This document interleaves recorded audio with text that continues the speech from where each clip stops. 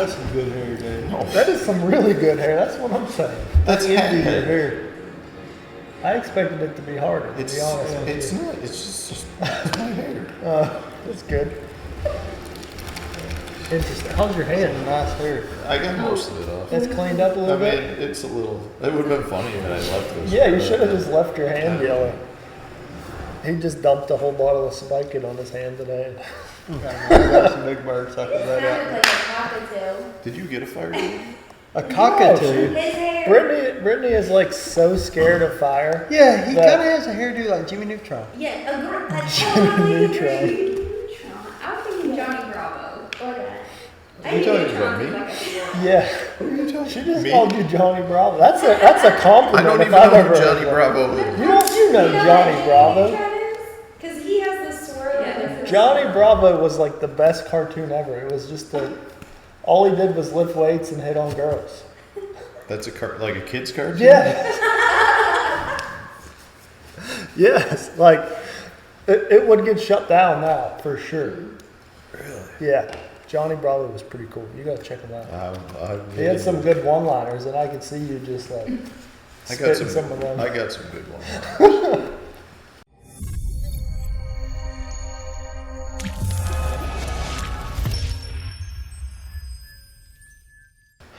Oh shoot, what's going on, guys? Welcome back to the channel.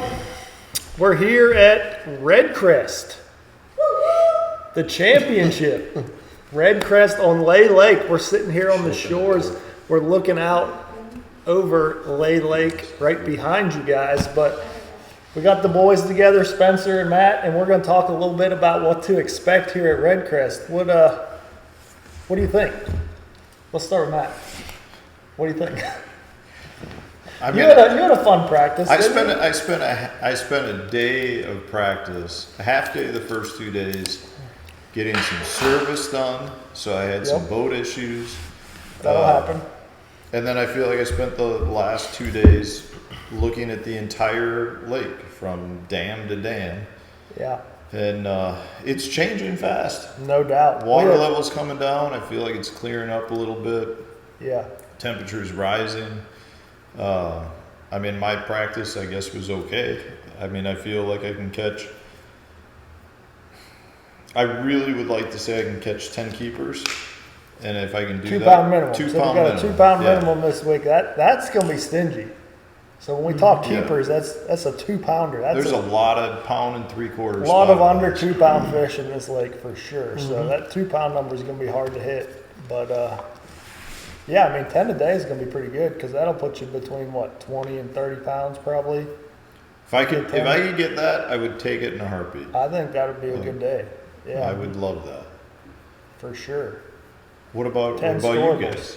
For me, I mean, well, let's back up. The day before we get here, it rains like what, 37 inches here or something crazy, and the lake flooded. It was blown out. You know, they don't really let this lake get real high.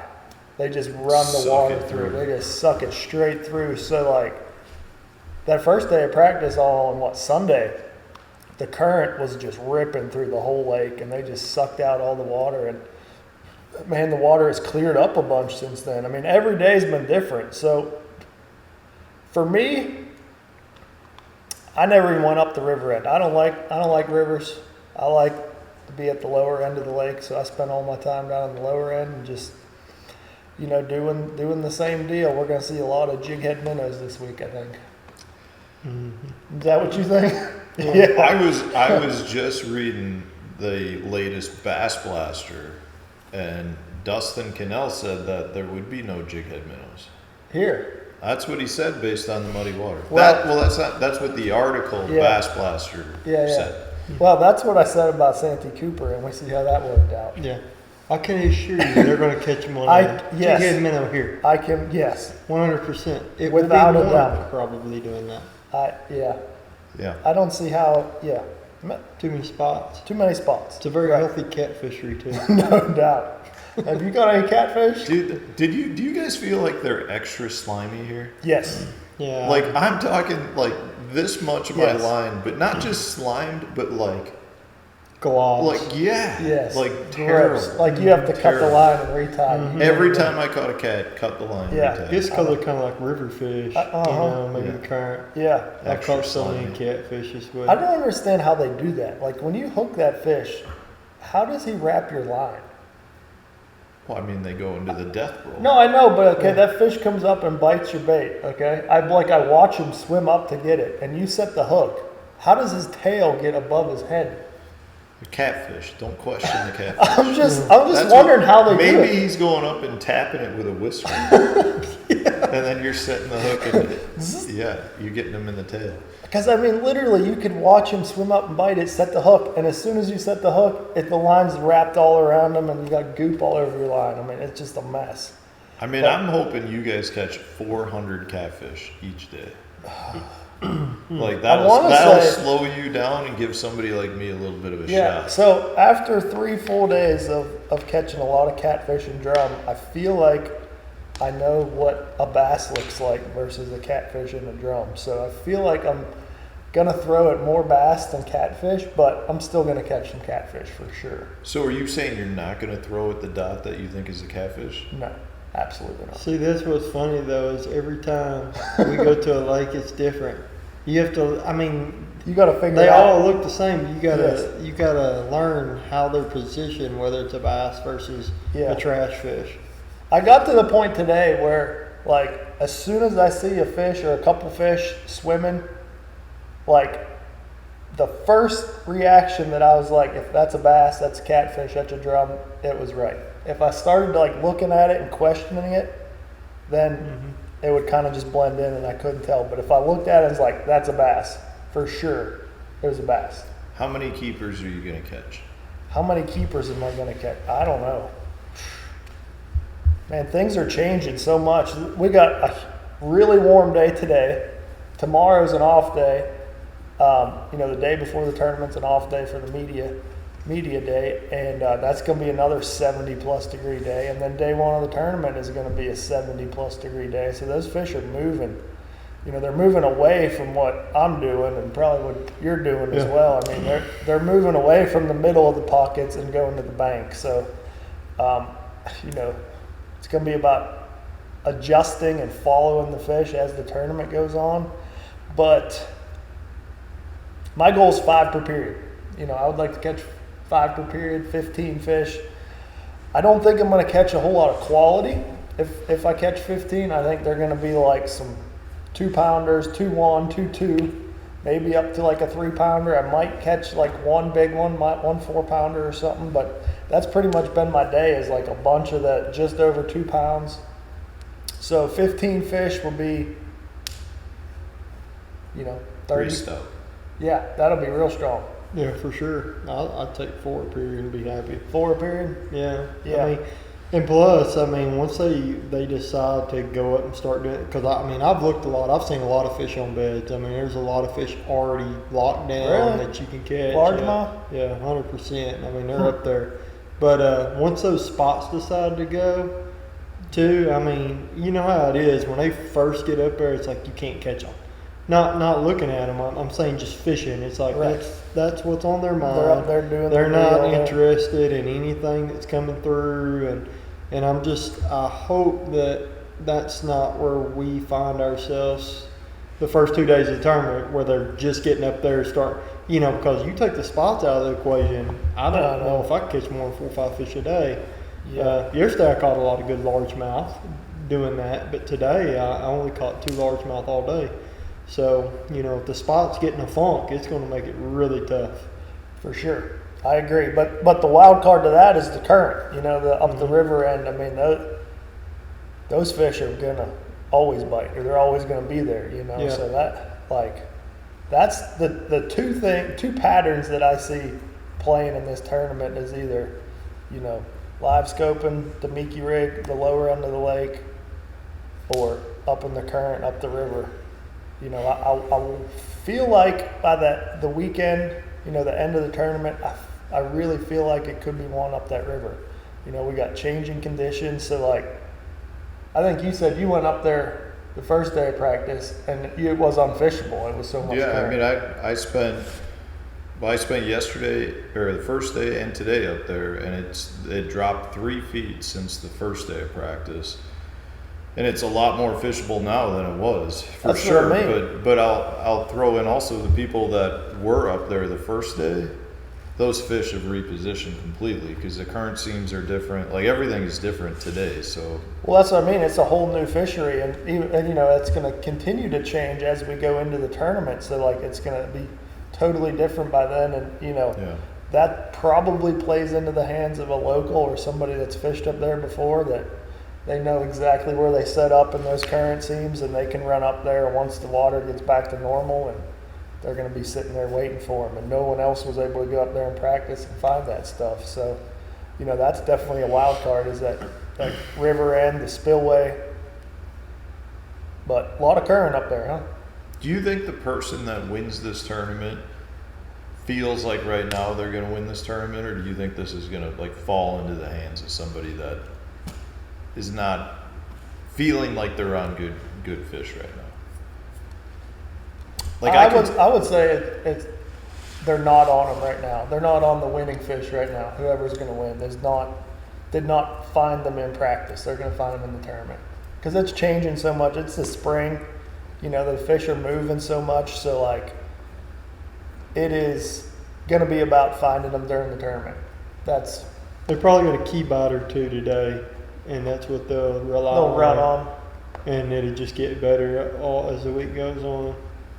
Dude, I wish this was a 5-fish derby. Really? Oh God, It's the same. Just fish it as a 5-fish tournament. well, I think I can catch decent weight with 5 Yeah, I fish. think you'll be strong. But I'm not catching. I don't have numbers. Like Yeah. that's the thing. Like Well, I'll be you curious guys are to see. weeding through shorts to catch a keeper. Yes.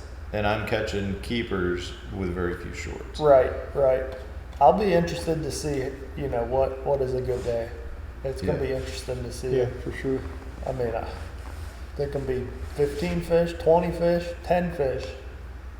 I don't know, but it's going to be fun. It's REDCREST. We're fishing for $300,000. I mean, no entry fee. We're here. It's vacation. You've been saying it's vacation all week. You're the one who's been here sitting during lunch with your feet up, sending me pictures. It is nice staying on the lake. So like, I was cruising by this little creek, and I was like, we got leftover chicken Alfredo in the fridge. I'm like, let's ease into the dock and go get some lunch. Mm-hmm. Yeah. And we had 3 full days of practice. This is not really that big of a lake. And to be totally honest, I pretty well knew what I was going to do since about 2 hours into practice. Pretty well been committed since then. So it's pretty much just been finding where I'm going to do it. What did you tell me earlier? The tournament doesn't start till the weekend. It doesn't. So You're going to coast right into the all weekend. so every Bass Pro Tour tournament, the tournament, it's like really 3 separate tournaments, but 2 for sure. You got the qualifying round, which is basically an extension of practice, where you just like, you continue to practice and you make a cut, you eliminate the guys who aren't catching fish, but you continue to practice heading into the tournament. I mean, to win, you have to catch them on Sunday. That's the 1-day tournament, but you got to qualify to get there. And, you know, with 2 days of qualifying, I mean, you proved at the last tournament at Santee Cooper, you can have a bad first day and make up for it on the second day with the every fish counts format. So, you know, I feel like the qualifying round is really just an extension of practice, and, you know, every fish you catch then just counts. True. Because, I mean, the weight's 0 after the qualifying, so, like, yes, you got to be in the top 20 this week after 2 days of fishing, but the weight's 0, start fresh on Saturday, so it doesn't do you any good to go to your best spot and jack all the fish you can, because that weight doesn't carry on. You know what I mean? So I'm catching everything I can tomorrow. Yeah, well, yeah, me first too. Yeah, Me too. You got to go catch them good enough the first day, you know, and second day to make it at least, you know. Yes, absolutely. But you see what I mean? It's like Yeah. the tournament doesn't start till, especially this week at REDCREST. We get paid regardless. There's no stress.